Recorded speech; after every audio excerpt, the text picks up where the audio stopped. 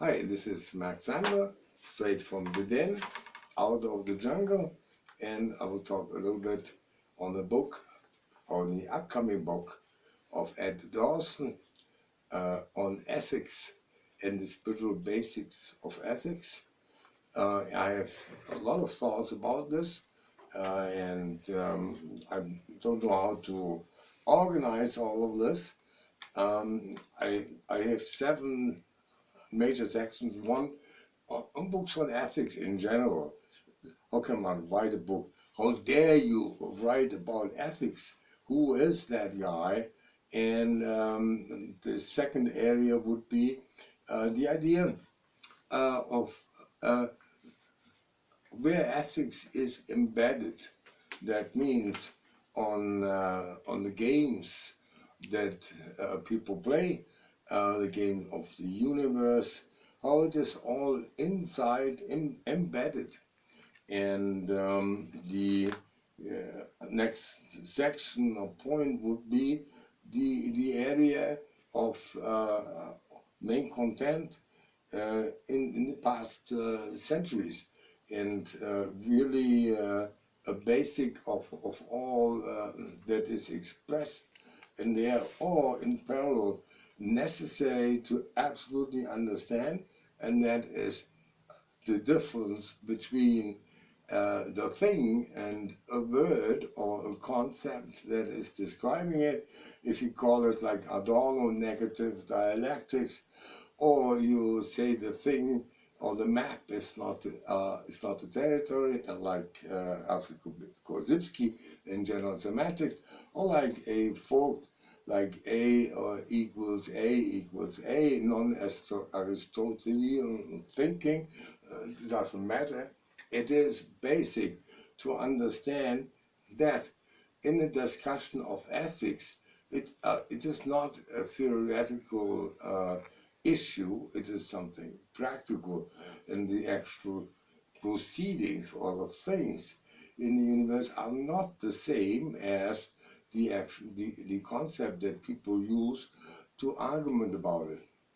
And the next section would be the choices that we really have in life.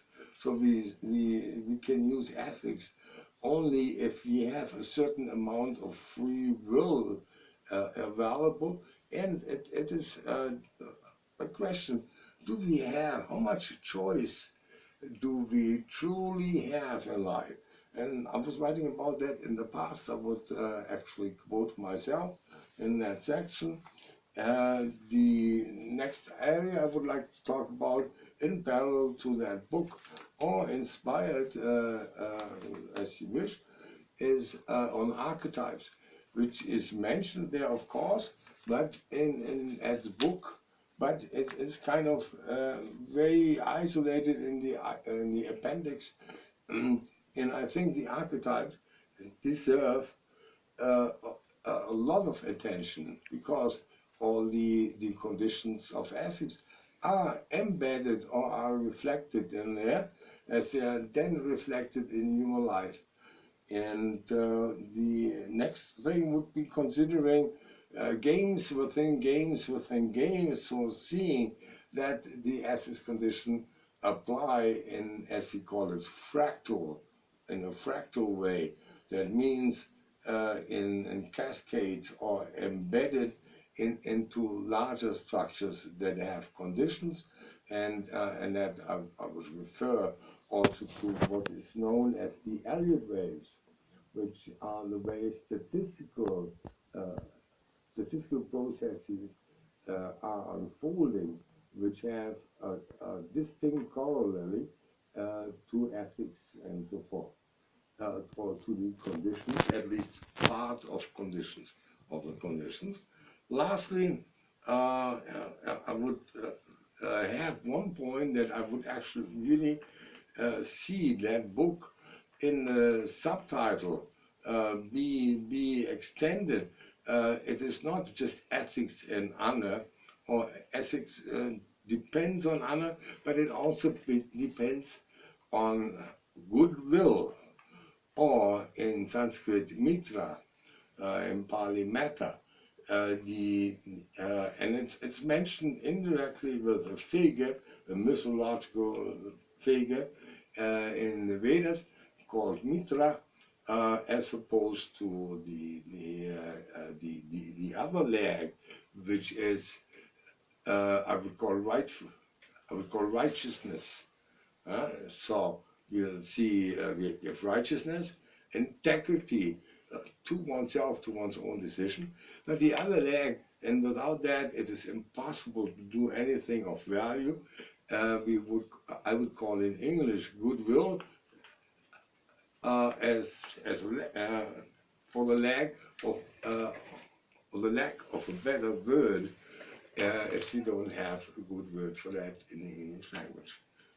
So this is the overview, and I would go straight in. And the first part, which is how is one writing a book about ethics, and how does it come about? The first thing we have to see is kind of a catch-22 in there. If the person that is writing it, such a book, has no ethics or no practical concept of ethics, the entire book is worthless. That is why this book is, I think, or ethics, the subject matter of that book, should not ever even be part of academic discussion, because everything this is which is not, let's say, a clear procedure, without second thoughts, without other interests, is compromised. And we see that today in science, we see it in philosophy, in many things, in medicine, where the science, where truth, where understanding has been compromised. And so ethics would be compromised by the ones that are getting paid for writing about it. So if one is getting paid for doing it, one has to satisfy the source of the monies. And for that, we have to be clear that all ethical discussion does not belong or not be at least confined to academics or to special circles, but it is a matter of every human living being should be concerned, a prime concern of life, maybe more than other things. Of course, survival is basic, but ethics is survival and a different way of defining it, of seeing it. So, who dares to actually write a book on ethics? This is Ed Dawson. I know him personally, and I guarantee for him, I guarantee for his integrity, and I cannot say that for many people that I know in my life. And so we see someone with honest endeavor embarking in the adventure of writing a book that makes nearly everyone else cringe. Ethics, people think of punishment. The word ethics stimulates the worst fear of the people, religious things, because of course it has been abused as a tool of mass manipulation in the past, extensively so, and we'll see this is part of the problem, why people do not even want to talk about ethics and so forth. The other thing, once they start talking about, they are getting all confused. First thing is to confuse it with morals. And this is deeply embedded, that confusion, already in European thought. Still, morals and ethics are two different things. Ethics is a genuine self-integrity. Moral is imposed by society, by rules of groups. So we have ethics as an individual matter, and we have or subjective matter, and we have the counterpart, a group, morphogenetic fields that are imposing rules on its members. So we have to, as a first differentiation, see individuality versus group efforts, ethics versus morale. And we see there that ethical behavior is not necessarily moral behavior, depending on the time and the circumstances, and moral behavior vice versa in respect to also is not necessarily ethical behavior. It all depends on the morphic field and the time embedding. So we'll see that we have a big task at hand. The few people that try to do that, most of them got paid for doing that. They were holding professor title, or they were self-imposed or other declared philosophers, leading thinkers of their time, and they nearly all of them had their own soul for sale. Few exceptions.